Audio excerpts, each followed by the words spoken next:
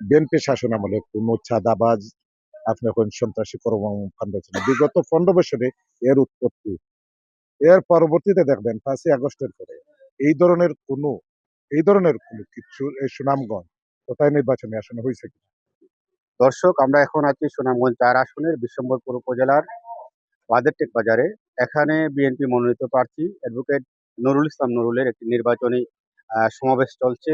আমরা এখানকার যে দানের শীষের যিনি প্রার্থী তার সাথে আমরা কথা বলবো এবং তার এই আসন নিয়ে তার যে উন্নয়ন পরিকল্পনা রয়েছে আমরা সেটা জানার চেষ্টা করব। পাশাপাশি আমরা তিনি যদি নির্বাচিত হন তাহলে এই অঞ্চলের যে নিরাপত্তা, এই অঞ্চলের যে সামগ্রিক অর্থনৈতিক চিত্রের যে পরিবর্তন তিনি কিভাবে করবেন এবং এসব বিষয়ে তার কোন ধরনের পরিকল্পনা রয়েছে আমরা এই বিষয় নিয়ে তার মতামত জানার চেষ্টা করব। বিশেষ করে আমরা সুনামগঞ্জ জেলাটাই হাওড় অঞ্চল।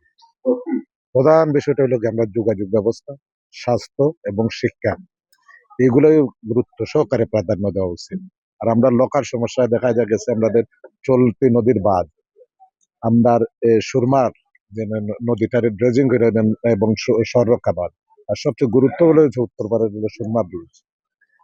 এগুলার বেশি গুরুত্ব দেওয়া। শিক্ষা তো আমরা শিক্ষা তখন এই বিগত আন্দোলন দেখা গেছে গভর্নমেন্টের আমলে ৬৪টার মাঝে আমরা ৬৩ নম্বর।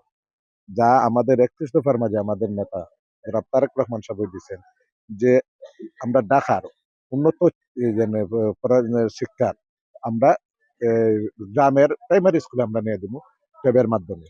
এইগুলো আপনার উদ্যোগ গুরুত্ব সহকারে আমরা শিক্ষার জিনিসটা আমরা উদ্যোগ আন্দোলনের সাথে থেকে ধরে বিগত বিএনপির গভর্নমেন্টে এই ধরনের বিএনপি শাসন আমলে কোনো চাঁদাবাজ আপনি কোন সন্ত্রাসী কর্মকাণ্ড ছিল না। বিগত ১৫ বছরে এর উৎপত্তি।